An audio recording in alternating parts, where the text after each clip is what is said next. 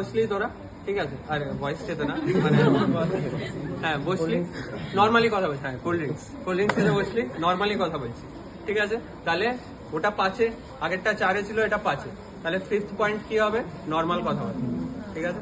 তারপর কি, দুটো গ্লাস হয়ে গেল, ঠিক আছে? তারপর কি, এবার আস্তে আস্তে তুই কথা ঠিক বলছিস কিন্তু একটু কনফিউজ, কালকে ক্লাস আছে না নেই বুঝতে পারছিস, কিন্তু ক্লাসের ব্যাপারে কিছু একটা জানিস, তাহলে কনফিউজ, ঠিক আছে? তারপরে কি, তারপর তুই এবার ঠিক করে কথা বলতে পারছিস না, এবার ভুলভাল শব্দের ইউজ করছিস, কিন্তু শব্দ আছে, ঠিক আছে? শব্দগুলো সেন্স আছে কিন্তু শব্দগুলো ভুলভাল, ঠিক আছে? তাহলে ইনঅ্যাপ্রোপ্রিয়েট ওয়ার্ডস। তারপরে কি, 4টের পর এবার শুধু সাউন্ড বার করছিস, ইনকম্প্রিহেন্সিবল সাউন্ড, ঠিক আছে? তারপরটা কি, তাহলে কি, ফার্স্ট বসার সময় নর্মাল, তারপরটা কি, তারপরটা কি, ইনঅ্যাপ্রোপ্রিয়েট ওয়ার্ডস, তারপরটা কি, কম্প্রিহেন্সিবল, তারপরটা কি বলো, তাহলে এটা মনে থাকবে এভাবে। এবার এবারটা হচ্ছে 6-এ রয়েছে কি, মোটর, ঠিক আছে? মোটরের বলে দে 6-এ থাকলে 6টা কি হবে, নর্মাল মোটর। তারপর কি, এবার তুই স্টিমুলাস দিবি, আইয়ের মতোই অনেকটা। এবার ওটাই কি হবে, এই স্টিমুলাসটাই কি হবে, ইউজুয়ালি আমরা পেইনফুল স্টিমুলাস দিই, ঠিক আছে? পেইনফুল স্টিমুলাসে ও যদি লোকালাইজ করতে পারে, ঠিক আছে? এই লোকালাইজেশন নেই, তুই কাউকে চিমটি কাটলি, সে তোর হাতটাকে এবার সরিয়ে দিবি, ঠিক আছে? এটা হচ্ছে লোকালাইজেশন, সে জানে কোথায় স্টিমুলাসটা পড়ছে, this is known as localisation. তুই কারো চেস্টে এভাবে চাপ দিলি, ও হ্যাঁ, এই যে লোকালাইজেশন, ও হাতটাকে চেস্টে নিয়ে গেল, ঠিক আছে? দিস ইজ লোকালাইজেশন হলো। তারপর কি, তারপরটা অনেকের কি হয়, আরেকটু ড্রাউজি হলে তুই এখানে দিলে ও জাস্ট হাতটাকে ফ্লেক্স করে দেবে, ঠিক আছে? This is normal flexion, withdrawal flexion to pain.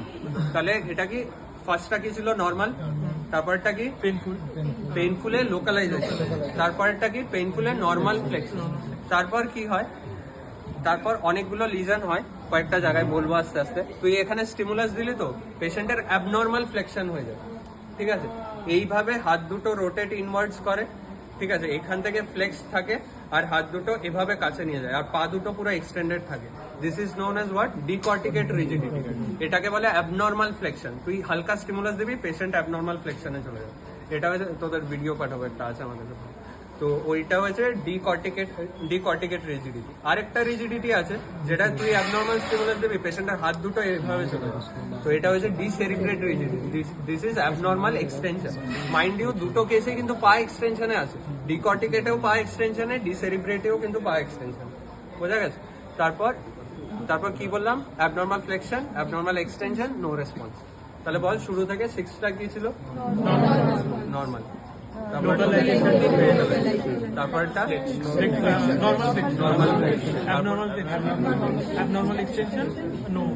তাহলে এবার আইটা একবার বলে দাও আমায়।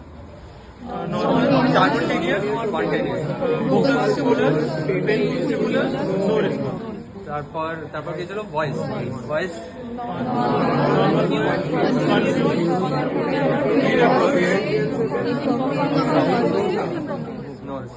আর মোটরটা তো হলো, মনে থাকবে এভাবে। এতজন তোরা আছে সেখানে, ঠিক আছে?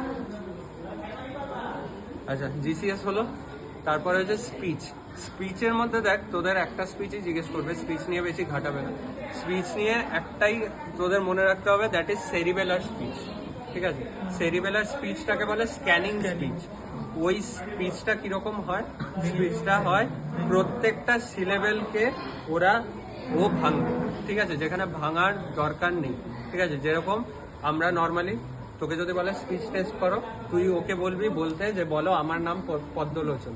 এটা কেন বলতে বলে, কারণ টিচাররা ইউজুয়ালি এইভাবেই শিখে আসে। দেখবি রেসপিরেটরি এক্সামে 3-3-3 করতে বলে, 4-4-4 কেন বলে না, কারণ ওরা এইভাবে শিখে এসছে। তো তোরাও আমার নাম পদ্মলোচন বলতে বললে বুঝবে তোরা ক্লাসে এসছে, ঠিক আছে? তো ও তখন কি করে বলবে, আমার নাম, স্ক্যান করার মতো, ঠিক আছে? রোবটিক ভয়েস অনেক, তো ওটাকে বলে স্ক্যানিং স্পিচ, ঠিক আছে? সেরিবেলার ডিসঅর্ডারে স্ক্যানিং স্পিচ। আর তোদের ডিজার্থিয়া ফাট্রিয়া বেশি জিজ্ঞেস করবে না। তারপর যে মেমোরি দেখ, অনেক জায়গায় অনেক কিছু আছে, কিন্তু মেমোরি অ্যাকচুয়ালি দু রকমেরই, short term memory, long term memory. Short term memory working memory, আর একটা আছে ইমিডিয়েট মেমোরি, ঠিক আছে? ইমিডিয়েট, শর্ট টার্ম আর লং টার্ম। শর্ট টার্মেই ওয়ার্কিং, বোঝা গেছে? ইমিডিয়েটটা হচ্ছে সেকেন্ডস, ঠিক আছে? ইমিডিয়েটটা হচ্ছে সেকেন্ডস। কি করে জিজ্ঞেস করবি? তুই পেশেন্ট এলি, ঠিক আছে, এর ধর না একটু ড্রাউজি আছে, তুই পেশেন্টটাকে তোর কলমটা দেখালি, ঠিক আছে, কলমের দিকে তাকাতে বললি, তারপর জিজ্ঞেস করলি তোমার নাম কি, এই সেই, তারপর ঠিক 20-25 সেকেন্ড পর ওকে জিজ্ঞেস করবি আমি তোমাকে এসে কি দেখিয়েছিলাম। ও যদি কলম বলতে পারে তাহলে his immediate memory is fine, ঠিক আছে? Short term memory is minutes to days, ঠিক আছে? তাহলে কি কালকে কোথায় ছিলে, কি দিয়ে খেয়েছো, এই সেই, ঠিক আছে? আর লং টার্ম মেমোরি হয়েছে লাইফ ইভেন্টস, কোন স্কুলে পড়েছো, হ্যাঁ বিয়ে হয়েছে কিনা, ওগুলো না, ওগুলো ঝামেলা আছে। বিয়ে হয়েছে কিনা এই কোয়েশ্চেনটা জিজ্ঞেস করবো, ঠিক আছে? ওগুলো সিলেক্টিভ মেমোরি লস হয় অ্যাকচুয়ালি হয় ট্রমেটিক ইভেন্টস, ঠিক আছে?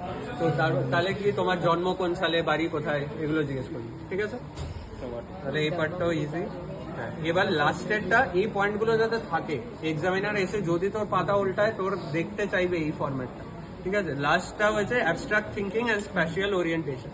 অ্যাবস্ট্রাক্ট থিঙ্কিং কি? পেশেন্টকে জিজ্ঞেস করতে হবে তোমাকে এখন মাছ কিনে আনতে বললে তুমি কোত্থেকে কিনবে। ও যদি বলে কামারহাটি বাজার থেকে, মোল্লার হাট থেকে, 11 নম্বরের বাজার থেকে, ঠিক আছে, তাহলে ওর অ্যাবস্ট্রাক্ট থিঙ্কিং ইজ ফাইন, ঠিক আছে? তারপর কি? তারপর হলো স্প্যাশিয়াল ওরিয়েন্টেশন। ওকে বলতে হবে একটা এগ আর একটা আলুর মধ্যে কি সিমিলারিটি, দুটোই গোল, মানে ওর কি 3D ওরিয়েন্টেশনটা ঠিক আছে। তো অ্যাবস্ট্রাক্ট থিঙ্কিং হয়েছে তুমি কি করে এই জবটা পারফর্ম করবে, কোথায় গিয়ে করবে, কি করবে।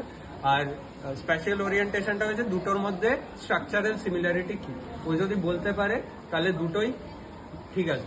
দেখ মানে ইন্টারেস্টিং জিনিস, যে এটা বানিয়েছে সে এই জিনিসটা কেন দিয়েছে বল, 8th পয়েন্টটা, এই লাস্ট পয়েন্টটা, এটা কোন লোবের ফাংশন হবে শুরুতেই আমি বলি, প্যারাইটাল লোবের ফাংশন হবে। কোন সাইডের প্যারাইটাল লোব? নন ডমিনেন্ট প্যারাইটাল। তাহলে দেখ কি স্মার্ট লোক ছিল, ও প্রথমের এক্সামিনেশনের শুরুতেই কোন লোব ইনভলভ, জাস্ট কোনো ক্লিনিক্স না দেখে জাস্ট কোয়েশ্চেন দিয়ে ও লোকালাইজ করে নিতে পারত, ঠিক আছে? এইটা হচ্ছে ইম্পর্টেন্স নিউরোলজিটা। তাহলে অ্যাবস্ট্রাক্ট থিঙ্কিং স্পেশাল ওরিয়েন্টেশন না থাকলে তুই কোন লোব বলবি? Parietal lobe. কোন লোবে? নন ডমিনেন্ট। বুঝা গেছে? আচ্ছা, তারপর